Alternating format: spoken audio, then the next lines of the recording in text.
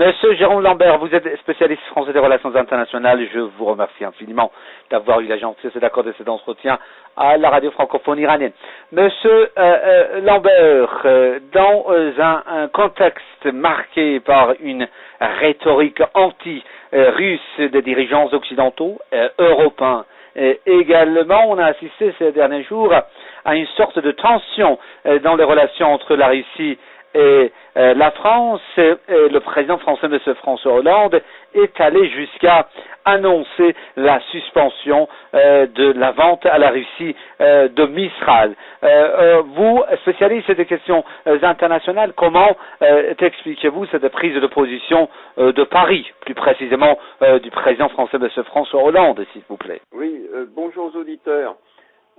Cette affaire est en fait extrêmement grave. Elle risque de coûter énormément à la France, et sur le plan économique, sur le plan financier, en termes d'emploi et également en termes d'image. Malheureusement, même si la posture adoptée par le président Hollande n'est pas très étonnante, elle est malheureusement symptomatique de l'alignement aveugle de la politique de Paris sur celle de Washington depuis, on pourrait presque dire, une bonne décennie, et cela va en se renforçant avec l'actuel président socialiste. On pourrait assez bien comparer cette affaire avec celle qui a vu la suspension de la collaboration entre Peugeot et Iran Khodro il y a environ 2 ans, sous l'impulsion également d'une organisation américaine, l'APIC, enfin si je le prononce bien, due à l'entrée de General Motors dans le capital de Peugeot. Alors, on a à chaque fois un président, le doigt sur la couture du pantalon, qui obéit aux invectives de Washington, simplement pour complaire à son maître américain.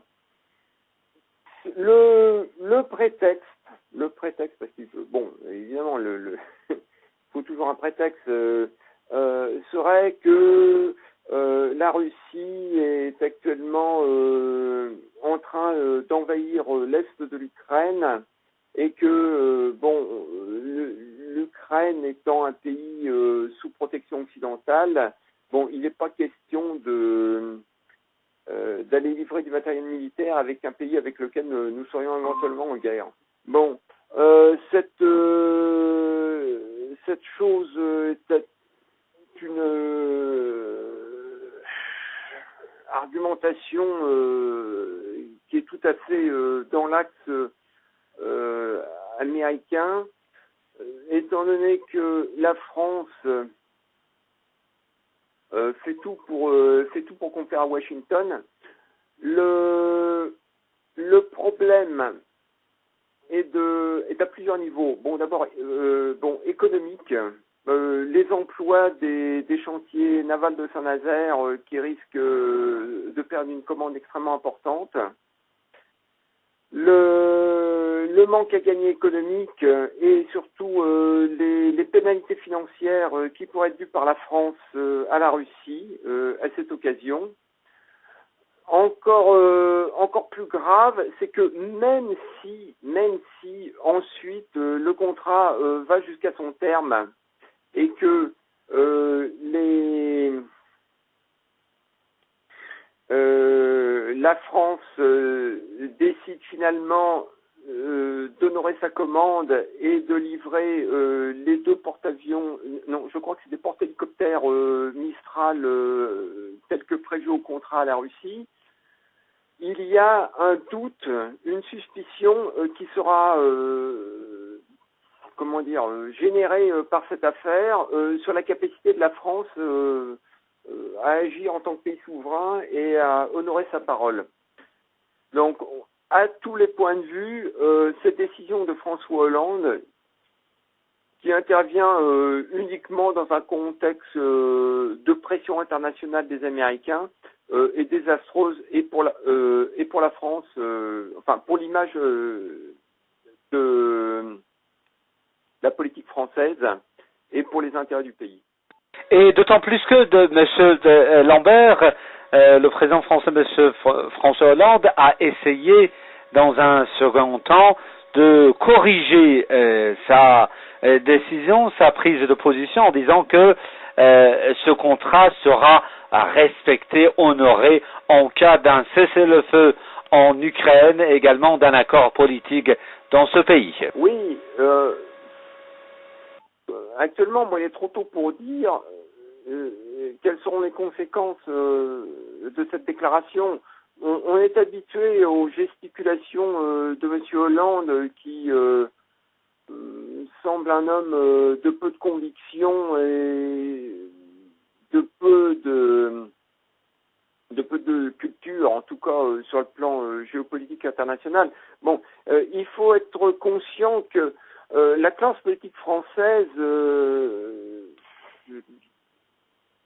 qui parvient actuellement au pouvoir, enfin qui concerne donc des gens qui sont nés dans les années de la Seconde Guerre mondiale et qui ont entre 40 et 60 ans pour la plupart d'entre eux, est souvent issu de ce qu'on... Enfin, disons qu'ils sont passés par le moule de la French American Foundation. Bon, c'est une officine qui a été établie pas qu'en France, mais enfin qui a en France un certain retentissement et qui a proposé à partir des années 70, je crois que ça a été créé sous Giscard, aux jeunes politiciens français que les Américains considéraient comme talentueux d'aller faire un stage, disons, assez dans des conditions assez prestigieuses aux États-Unis, bon, afin de les former aux méthodes d'agressivité américaine en matière de carriérisme politique. Bon, et surtout, et c'est bien sûr le plus grave, de les endoctriner à un atlantisme absolument acharné concernant les convictions politiques. Alors, bon, parmi les ex-Union leaders, que ce soit au PS comme à l'UMP, on compte malheureusement, enfin, il n'y a pas que, mais on peut dire vraiment une grosse proportion des actuels ministres socialistes. D'ailleurs, auparavant, il y avait également des ministres UMP, et bon, au rang desquels François Hollande. François Hollande fait partie de ces young leaders, c'est-à-dire de ces gens qui ont reçu des bourses de la French American Foundation pour aller étudier aux États-Unis. Et ce qui est extrêmement grave, c'est qu'il s'agit ni plus ni moins d'un endoctrinement de la classe politique française par une superpuissance étrangère. Bon. Là, monsieur Lambert, s'agissant de ces superpuissances étrangères, peut-on dire que la France, plus précisément, l'actuelle classe politique française, et plus précisément encore monsieur Hollande, font d'énormes sacrifices pour les États-Unis sans rien en retour, d'autant plus que vous venez vous-même parler d'un aveuglement de la politique étrangère de Paris.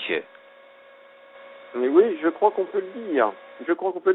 Bon, à leur défense, il faut noter que ces gens ont passé leur jeunesse du temps de la guerre froide, époque où l'Union soviétique était considérée comme le principal ennemi, et à l'époque, on considérait que les Américains étaient nos alliés indispensables contre la menace soviétique, bon, et que hors l'Amérique, point de salut. Bon, mais le monde change, le monde évolue. Normalement, une personne politique se doit d'être cultivée et de comprendre que la géopolitique, les relations internationales sont quelque chose de mouvant, et que l'intérêt de la France n'est plus du tout une soumission aux États-Unis, mais au contraire un jeu d'équilibre entre les différentes grandes puissances. que les États-Unis, de toute façon, n'ont généralement que mépris pour les anciens pays européens qu'ils considèrent comme leur étant des vassaux de fait et qu'ils sont en droit d'asservir comme bon leur semble. Bon, cette classe politique française raisonne d'une façon complètement simpliste la plupart du temps sur le plan géopolitique international et reste dans son carcan que cette idée fausse, il faut le dire, qui est fausse, mais qu'ils tiennent pour juste et légitime, que les Américains sont de toute façon nos alliés et que par contre nous aurions tout à redouter d'un pays qui n'a pas le niveau de puissance des États-Unis et qui, même s'il manifeste un certain impérialisme, ne représente pas du tout la même menace au niveau international qui est la Russie. La Russie qui est un pays national, qui est un pays souverain et qui cherche, disons, à asseoir ses intérêts, mais pas du tout avec la même férocité, le même acharnement, la même violence que les